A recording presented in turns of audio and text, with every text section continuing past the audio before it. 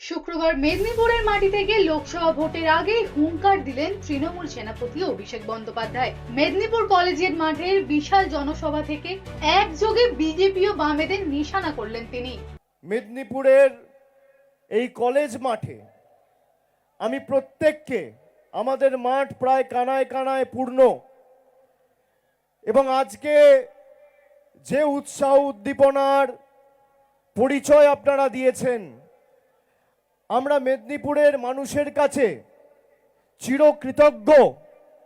তার কারণ 11 সালের আগে এই মেদিনীপুরে সিপিএমের হাড়মাদরা যেভাবে অত্যাচার চালিয়েছে, গড়বেতা থেকে, শালবনী থেকে, কেশপুর থেকে, চন্দ্রকোনা থেকে, ঘাটাল থেকে, সবং, পিংলা, দেবড়া, দাসপুর, প্রথম যদি সিপিএমের বিরুদ্ধে কেউ রুখে দাঁড়ায়, সুশান্ত ঘোষেদের হাড়মাদ বাহিনীর বিরুদ্ধে এই মেদিনীপুর জেলার মানুষেরা রুখে দাঁড়িয়েছে।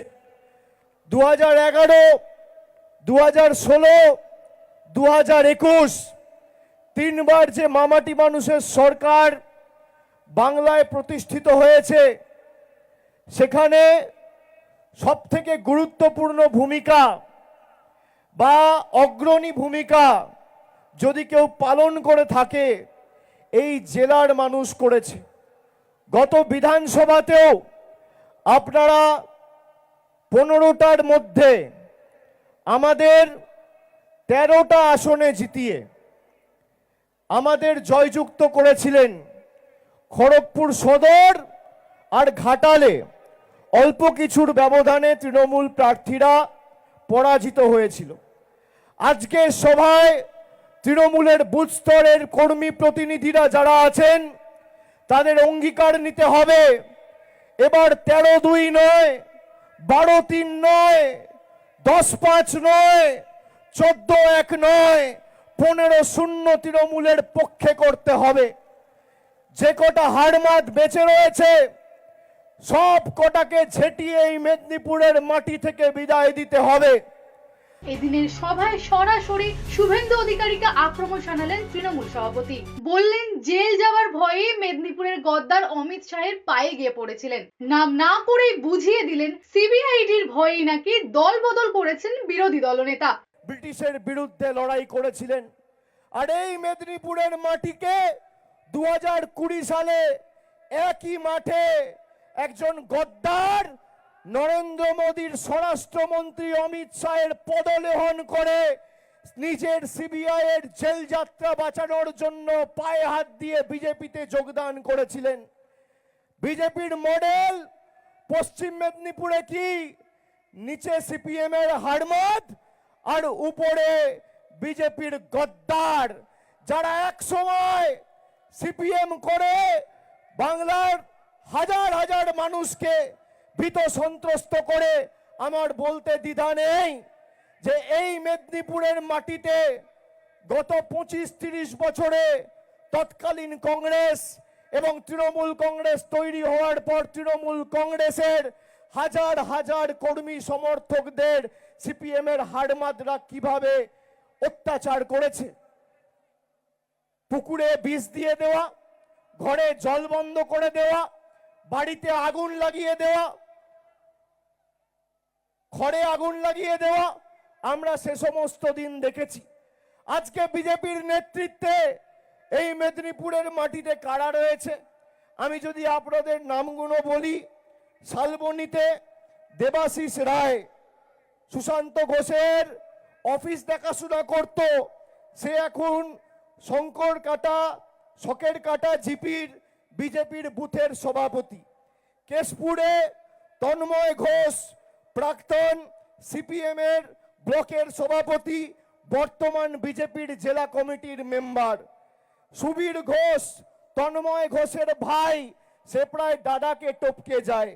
তড়িৎ খাটুয়া কলাগ্রাম জিপিতে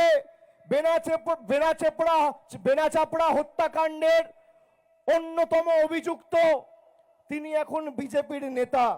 মহাদেব প্রামাণিক, সিপিএম এর প্রাক্তন যুব নেতা, বেনাচাপড়া খুনের হত্যাকাণ্ডের অন্যতম অভিযুক্ত, এখন বিজেপির পার্টির অন্যতম সমর্থক বা কার্যকর্তা। চন্দ্রকোনাতে সুকান্ত দলুই, ঘাটালের এমএলএ তো নিজেই রয়েছে, শীতল কপাট, তার বিরুদ্ধে ঘাটালে, দাসপুরে একাধিক সন্ত্রাস হত্যার একাধিক এফআইআর হয়েছে। মেদিনীপুর শহরে শুকুর আলী, নাম মনে আছে না ভুলে গেছেন? শুকুর আলীর ছেলে হাসরাফ আলী বিজেপির মেদিনীপুর শহরের নেতা। গড়বেতা তপন ঘোষ, সুশান্ত ঘোষের ডান হাত, বিজেপিকে মদত দিচ্ছে। এই হচ্ছে বিজেপির আসল চেহারা এই মেদিনীপুর জেলায়। মেদিনীপুরে যদি কোনো বুথে, কোনো অঞ্চলে, কোনো ওয়ার্ডে, কোনো বিধানসভায় বিজেপির কোনো নেতা লিড পায়, তার মানে এই সিপিএম এর হাড়মাতগুলোকে অক্সিজেন দেওয়া হবে। এটা সবাইকে মাথায় রাখতে হবে।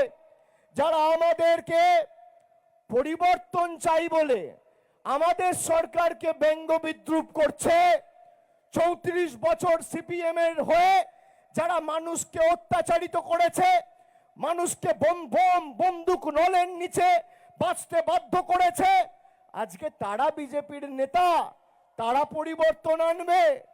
বোতলটা নতুন, মদটা পুরনো, এটা মাথায় রাখবেন। জার্সিটা খালি পাল্টেছে।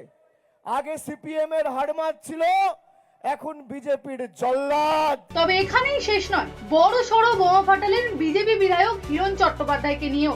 অভিষেকের দাবি হিরণ নাকি আবারও তৃণমূলে ফেরার জন্য তার অফিসে এসে দেখা করেছিলেন। এমনকি প্রমাণ হিসেবে সিসিটিভি ফুট দেখিয়ে দেওয়ারও চ্যালেঞ্জ ছুড়ে রীতিমতো মেদিনীপুরের রাজনৈতিক মহলে শোরগোল ফেলে দিয়েছেন অভিষেক। বিজেপির এখানে কটা এমএলএ রয়েছে? কটা এমএলএ রয়েছে? কটা রয়েছে? দুটো। দুজনই তৃণমূলে আসতে চেয়েছে। আপনাদের দাবিকে মান্যতা দিয়ে দরজা বন্ধ করে রেখেছি। অভিষেক স্পষ্ট করলেন, লড়াই শুধু মেদিনীপুরে নয়, লড়াই দিল্লির বঞ্চনার বিরুদ্ধেও। তিনি মনে করিয়ে দিলেন 100 দিনের কাজের টাকা আদায়ের লড়াইয়ে একমাত্র তৃণমূলই বিকল্প। তার আরো দাবি, বাম এবং বিজেপি নাকি ভেতরে ভেতরে হাত মিলিয়েছে তৃণমূলকে আটকানোর জন্য। আচ্ছা, আপনি যাকে ভোট দিয়ে নির্বাচিত করছেন, সে যদি বলে যে আমাকে যারা দিল্লিতে পাঠিয়েছে তাদের জব্দ করো, তাহলে আপনি তাদের জব্দ করবেন না? করবেন না? আমাদের 100 দিনের টাকা বন্ধ, জলের টাকা বন্ধ, আবাসের টাকা বন্ধ, রাস্তার টাকা বন্ধ, পথশ্রী রাস্তাশ্রীর কাজ চলছে? চলছে তো? এখানে মমতা ভূঁইয়া আছে।